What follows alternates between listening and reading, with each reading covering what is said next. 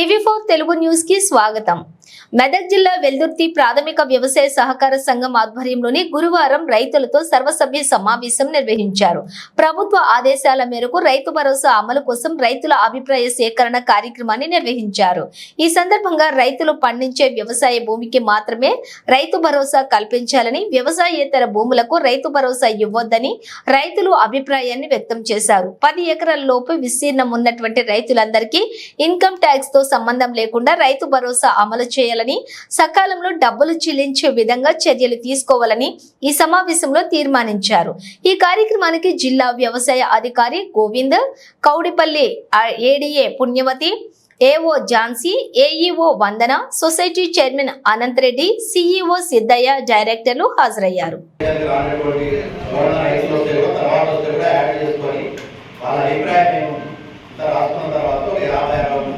రైతుల అభిప్రాయాలు క్రోడీకరించి ఒక 5 మంది రైతులు ఈ అభిప్రాయాన్ని వెలిపించడం జరిగింది। ఇంకొక 10 మంది రైతులు ఈ అభిప్రాయాన్ని వెలిపించారు। తర్వాత మిగతా రైతులు ఈ అభిప్రాయాన్ని వెలిపించారు। అందరూ కలిసి ఇంకో ఒక కామన్ అభిప్రాయాన్ని వెలిపించడం జరిగింది। చెప్పినట్టు సకాలంలో ఇవ్వాలని చెప్తున్నారు కాబట్టి అట్లా ఆ అభిప్రాయ వారీగా ఒక రైతుల సంఖ్య వేసుకొని అది మీరు ఇప్పుడు డైరెక్టర్లు అందరూ ఏకగ్రీవంగా తీర్మానిస్తే అందరూ సంతకాలు చేసిన తర్వాత ఈ కార్యక్రమం ముగించబడుతుంది। కాబట్టి ఈ సమావేశానికి వచ్చి హాజరైనందుకు, ఈ కార్యక్రమాన్ని జయప్రదం చేసినందుకు మీ అందరికీ ధన్యవాదాలు।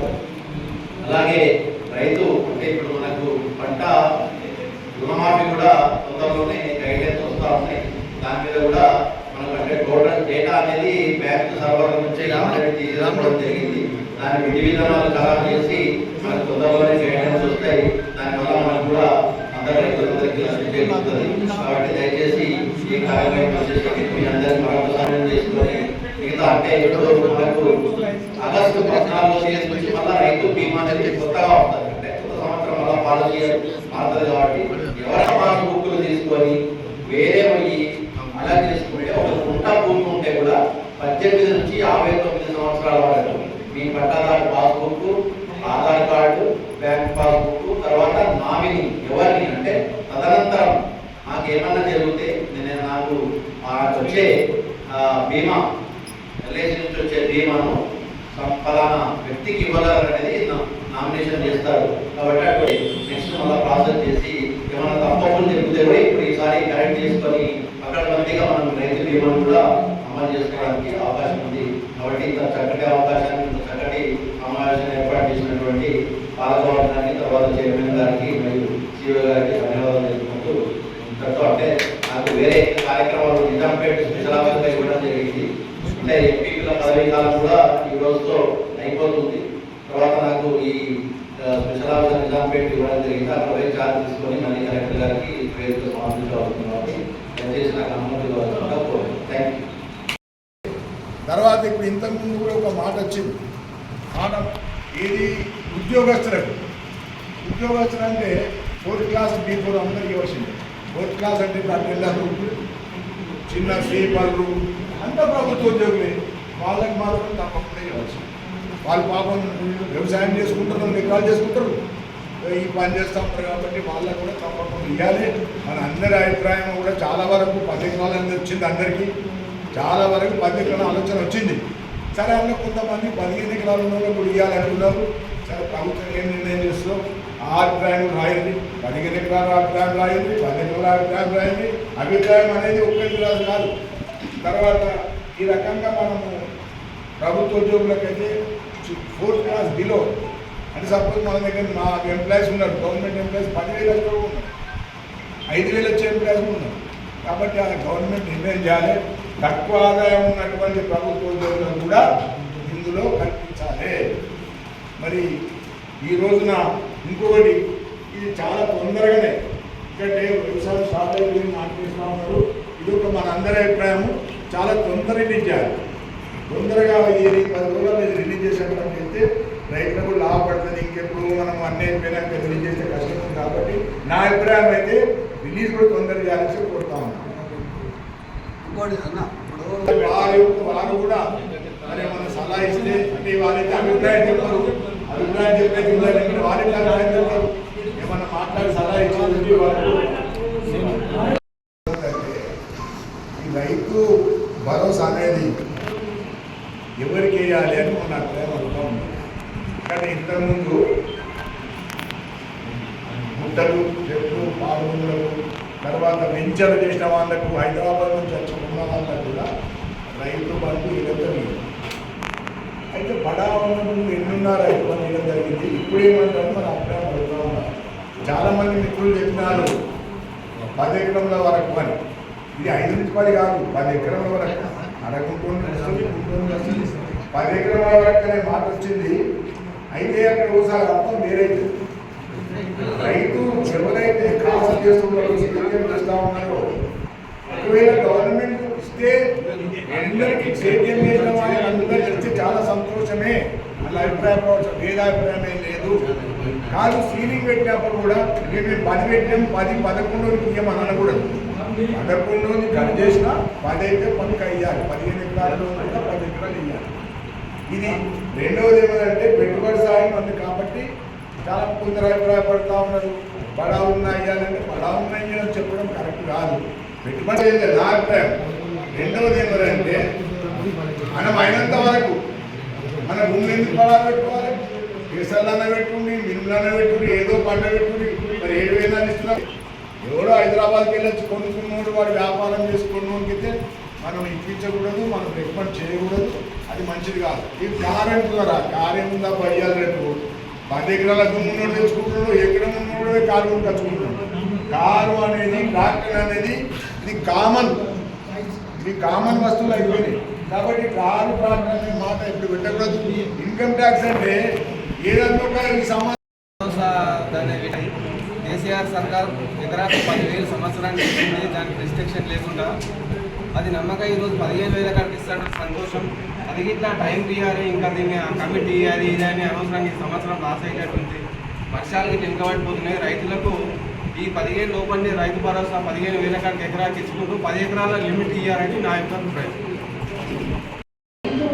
పెట్టింది రైతులకు పెట్టుబడి సహాయం అంటే పండే పంటలు మాత్రం అప్పుడు కేసీఆర్ పెట్టింది ఏంటంటే ఫర్టిలైజర్ పెస్టిసైడ్స్ కోసం ఫస్ట్ 4,000 పెట్టి పండడానికి ఎందుకు ఇవ్వాలి?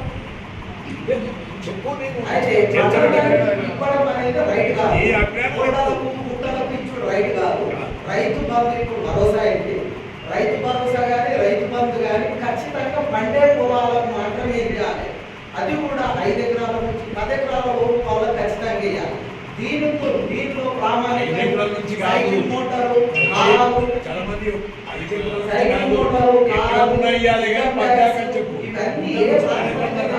రైతు అనే మాట కాబట్టి సాగు చేసిన భూమికి ఖచ్చితంగా 10 ఎకరాల లోపు 10 ఎకరాలు ఇన్కమ్ ట్యాక్స్ లేని లేదు, కారు లేని లేదు, మోటార్ సైకిల్ లేని లేదు, అందరూ ఉన్నారు. కాబట్టి ఎవరికైనా ఇలా మామూలు కూలికి కూడా కార్లు ఉన్నాయి, అలాంటి వాళ్ళు కూడా ఉన్నారు.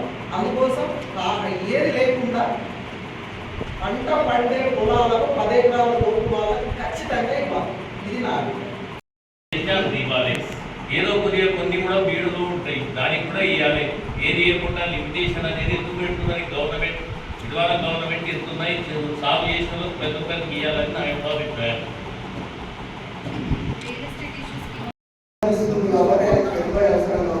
అయితే కొంతమందికి ఏమంటే రేషన్ కార్డు కూడా లేను, కొంతమంది రైతులు ఉన్నారు.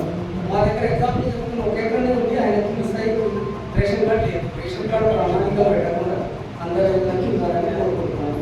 కరెక్ట్. అంటే మేము డైరెక్ట్గా రైతుతో మెలగలిగాం కాబట్టి వాళ్ళ మెజార్టీ కూడా 10 ఎకరాలు ఇవ్వాలి. కానీ వర్షాకాలంలో 10 ఎకరాలు ఇస్తే మరి యాసకి 10 ఎకరాలు పడదు. అప్పుడు అది కూడా మనం రైతుల పక్షాన ఆలోచించాలి. 10 ఎకరాల అంటే సాగు ఈజీగా చేయకుండా 10 ఎకరాల రైతు బంధు వేయాలని నేను కోరుకుంటున్నా. పాడు పంటలు, గుంటలు, రియల్ భూములు ఇవన్నీ తీసేసి అగ్రికల్చర్ వాళ్ళు సర్వే చేసి 10 ఎకరాల వరకు ఇవ్వాలని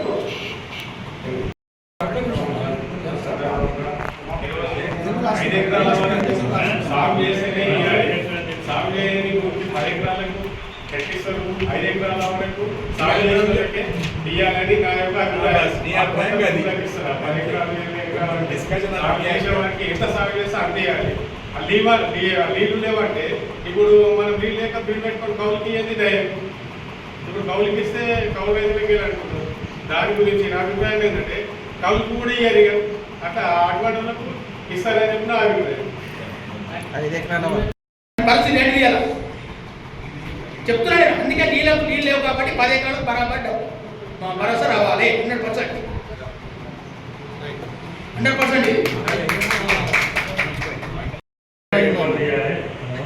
అది 5 ఎకరాల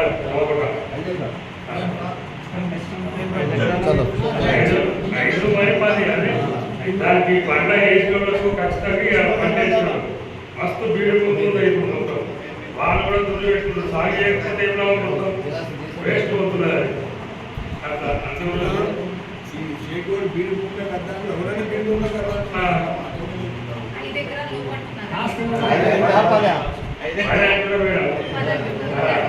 ఎందుకంటే అది వాళ్ళు కాస్ట్ చేయాలి. ఎక్కడికి కాస్ట్ చేస్తే అది కాస్ట్ చేయకపోతే ఒక్కడే తీసుకుంటున్నారు అనేది కూడా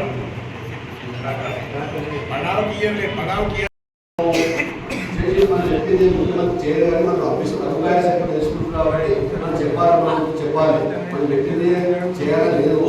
అభిప్రాయ శాఖ తెలుసుకుంటున్నాము చెప్తున్నాము.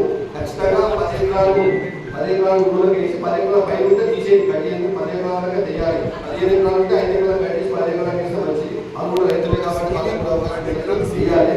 కాకులు కానీ కాళ్ళు కానీ అందరూ ఉంటాయి కాబట్టి అక్కడ దృష్టిలో పెట్టుకోవద్దు.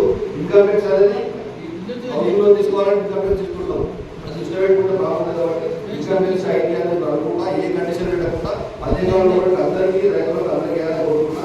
ఏమైనా వేయాలనుకుంటే కుక్కలు కొందరు రియల్ ఎస్టేట్ వ్యాపారం ప్లాట్ చేసిన కాబట్టి ఆఫీసులు అధికారులు కాబట్టి దృష్టిలో పెట్టుకొని కట్టేసి వాళ్ళు ఎప్పుడే తత్వాలు తీసేస్తే అది తీసేసి కట్ చేయాలి. వస్తుంది కొన్ని కుక్కలు ఉన్నాయి. పరిగిరాల కుక్కలు కూడా బాగా ఇచ్చింది. వాళ్ళు ఎంక్వైరీ చేయాలి. చాలా ఏర్పడి ఆ పరిగిరాల కుక్కలు ఉండాలి. అప్పుడు ఆ రకాలు బాగా ఇచ్చింది. అలాంటి ఎంక్వైరీ తీసేసి కనుగోలు అందరికి ఇవ్వాలి. అది కూడా సంతకాలు ఇంకా వ్యవసాయం స్టార్ట్ అయింది. ఎప్పుడు ఇంతకుముందు మన జూన్ రాష్ట్రాలు హైదరాబాద్ వస్తుంది. జూన్ అయిపోతుంది కాబట్టి ఖచ్చితంగా అందరికి తొందరగా ఉంటుంది. మా వర్గం వడ్డీ వ్యాపారం వస్తుంది కాబట్టి కాకుండా తొందరగా వేస్తే కాకుండా బయటకు ఉన్నది. ఒక్క ఎకరం అనేది ఇన్కమ్ ట్యాక్స్ అనేది గవర్నమెంట్ దాన్ని దృష్టిలో పెట్టుకోకుండానే ఇవ్వాలి. రైతు అనేది భూమి ఉన్నవాడే రైతు. 10 ఎకరాల వరకు భూమి ఉన్నవాడు వాడు రైతే అని ఖచ్చితంగా ఇవ్వాలి. ఇవన్నీ పక్కన పెట్టాలి.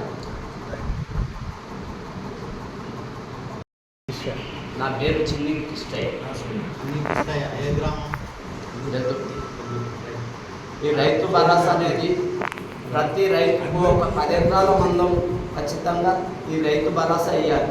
10 నుంచి 15 ఎకరాలు ఉంటే మీది 5 ఎకరాలు కట్ చేసి 10 ఎకరాలు మాత్రం ప్రతి రైతుకు ఇవ్వాలి. అదే 10 ఎకరాల వరకే సన్నకారు రైతు అనేది ఇప్పటి దినాన ప్రతి వారికి 5 నుంచి 10 ఎకరాల లోపల భూమి ఉన్న వాడే ఉంది. అంతకే భూమి కట్ చేసి 10 ఎకరాల మందం నుంచి వరకు 7,500 కాడికి 2 పంటలకు రైతు భరోసా వేయాలని నాకు రైతు భరోసా చేసినటువంటి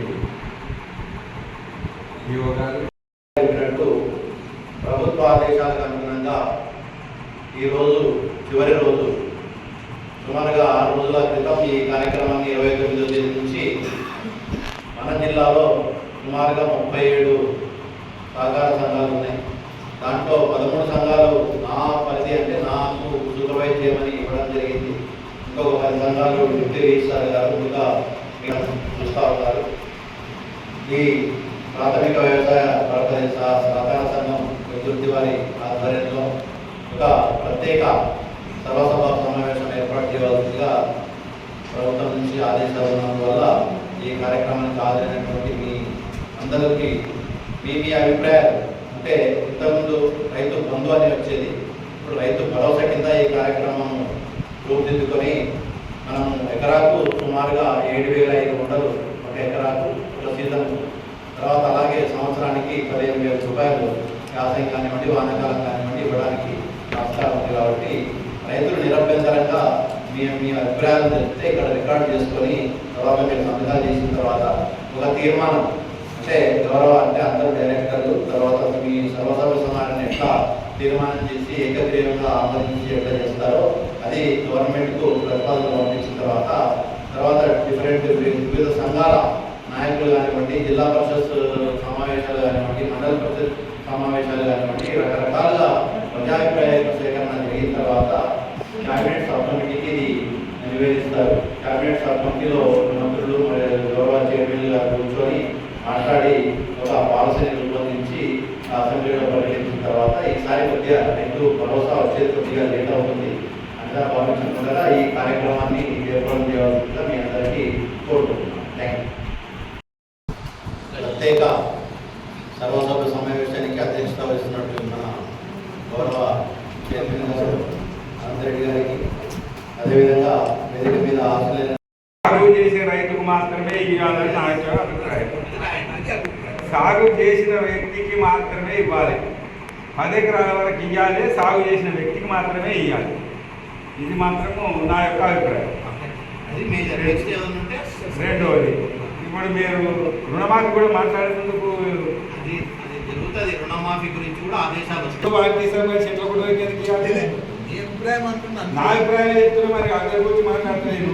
నేను ఏదైతే దశలో మన కష్టపడి వారికి కష్టపడడం చేయాలి తప్ప రైతుకో చెట్లకో పుట్టకో వారికి ఇస్తే వారికి వెళ్ళాము. చేయడంలో ఏముందంటే ఫస్ట్ మీరు ఒకటి ఫస్ట్ మనకు కావాల్సింది పెట్టుబడి సార్. ఏదైతే 7,500 7,500 అనుకుంటారో తక్షణమే అది ఇస్తేనే రైతులు ముందు పోవాల్సిన అవసరం ఉంది. ఎందుకంటే పెట్టుబడి ముందు లేనిది పంటనే పండియలేదు. రుణమాఫీ గురించి కూడా మాట్లాడతాం. చెప్పండి.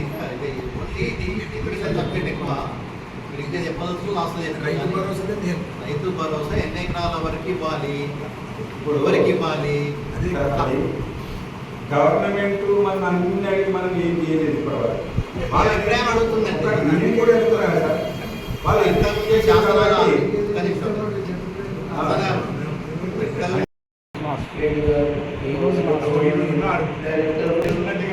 తీసుకోమన్నారు మా ఛార్జీ. ఈరోజు రైతు భరోసా కార్యక్రమం మీద రైతులు అభిప్రాయాలు సేకరించడం ఈ సమావేశాన్ని ఏర్పాటు చేశారు.